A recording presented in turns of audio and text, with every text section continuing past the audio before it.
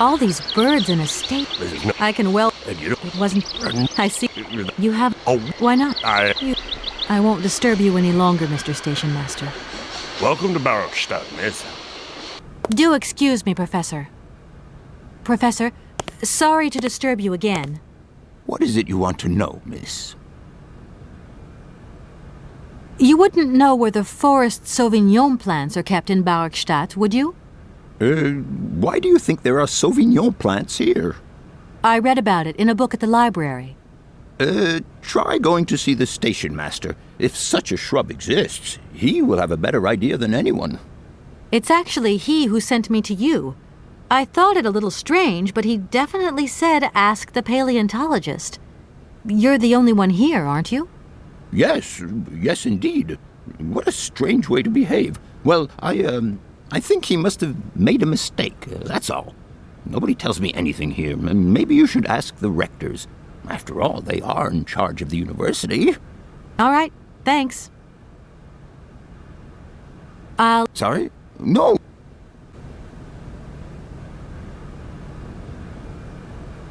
Are you sure there are no Amazon Sauvignon plants in Barrockstadt? Because I have just interviewed the station master and the paleontologist, and what they said really didn't convince me that there wasn't any here. We are quite definite on this point. There are no Sauvignon plants growing in Barrockstadt. You see, miss, the Amazon forest Sauvignon is a rare shrub that requires very special conditions for growth. That's right. Conditions that are very hard to reproduce, believe you me. Difficult, but not impossible. Fortunately, our garden has proved very successful. Your garden? So, there is a garden in Barrockstadt? Oh, the garden. Well, if there was one, it would be only a little garden hidden behind the station. But our station master would be very proud of it. He would take very good care of it, too. Everything would grow marvelously if we were able to cultivate it at all, and it would be all down to his gardening prowess. And we would be proud as punch. And we wouldn't forget the role the paleontologist might play in this. What's the paleontologist got to do with it all? Without him and without his laboratory, how would we make the wine, do you think? And it would be good wine indeed, my dear colleagues, would it not? Oh, yes, a delightful balm to soothe away our long hours of toil and our heavy responsibilities. We would wait impatiently every year for the arrival of the year's produce. So, if I have understood you correctly, there are indeed Sauvignon plants in Barrockstadt. They are cultivated in a garden behind the station, then turned into wine by the paleontologist's loving care, and finally, the pleasure of tasting is yours. If I'm not very much mistaken, gentlemen, you have a minor racket operating here. Miss, you do go jumping to some hasty conclusions. We never said that. That's not what we said at all. We were talking in the conditional, with ifs and woulds. So, what would happen if I had such a hunch? You would have to keep it to yourself, of course. Yes, if you would be so kind as to keep it a secret. It would only be a small local concern, producing barely a few bottles every year. That's right. Nothing so grandiose as a business. Otherwise, we'd be liable to be fined. So, we can't count on your discretion, can't we? Don't worry, I have no intention at all of getting messed up in anything.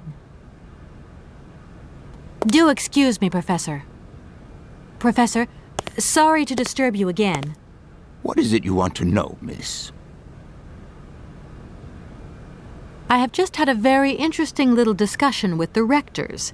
It seems that you are perfectly aware of the existence of Sauvignon plants here in Barrockstadt. Apparently, you find them very tasty.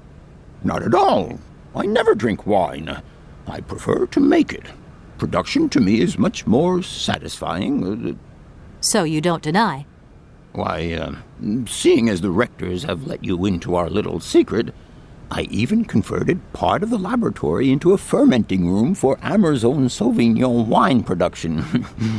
Of course, I cannot produce wine in large quantities. We have to be discreet, after all. And what about your students? Haven't they noticed anything? Oh, you know how students are. After all, a chemical reaction is still a chemical reaction, even when grapes are involved.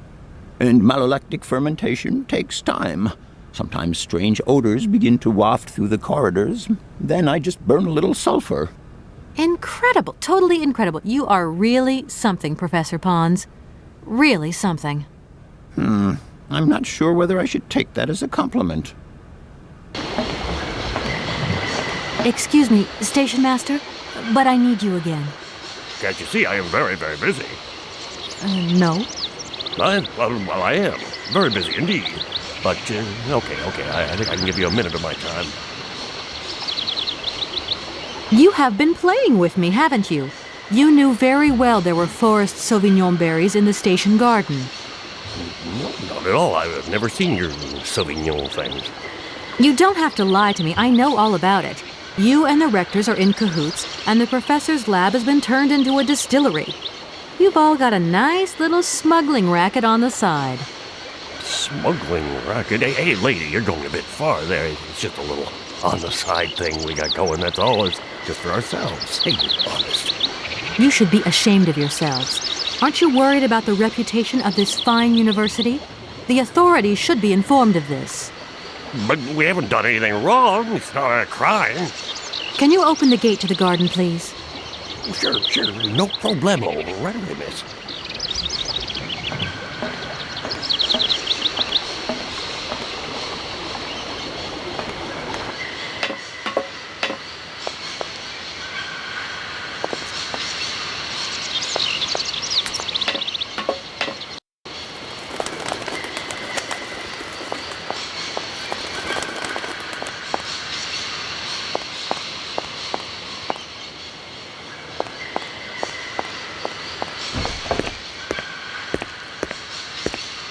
There you are. Please feel free to visit the garden at your leisure. And there was just one thing. I'm not a liar. Not really. Just mum's the word. There is the reputation of the university to think about. And I have superiors, and I have to do what I can. I understand. Don't you worry. Thank you, miss.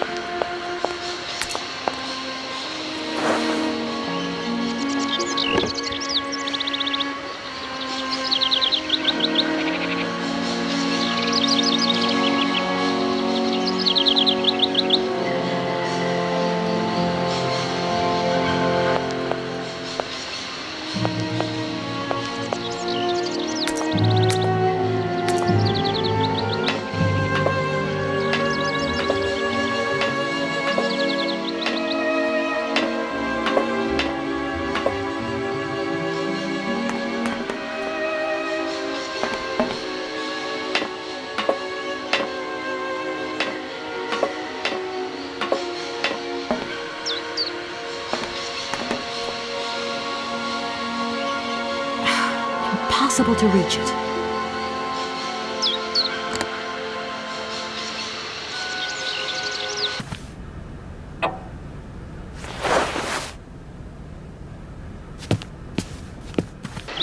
Hey, miss, please, excuse me. Yes? You know, I want to apologize for our little misunderstanding. I brought you a bottle of wine. Markstadt Sauvignon. Very good year. Let me know what you think. I'm very touched. Thank you. Good luck on your journey, lady. Thank you. Do excuse me, Professor. Professor, sorry to disturb you again. Professor, I have brought you something that should be of interest to you. Look.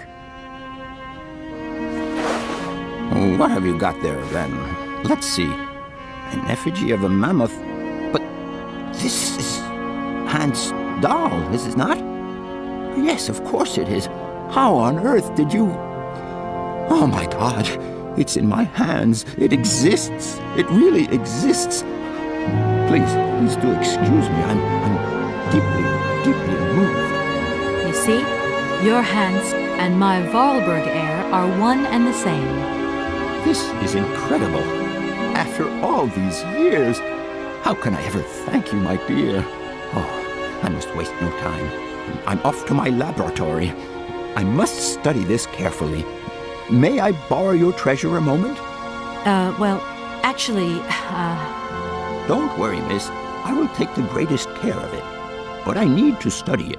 You see, it has such importance to me that this very afternoon I shall deliver an impromptu lecture to my students about this very object. If you are interested in Hans Vorarlberg, then it is essential that you attend. do you think so? Obviously. Give me your telephone number and I will call you the moment my lecture begins. I will return you your doll at the end. You have my word.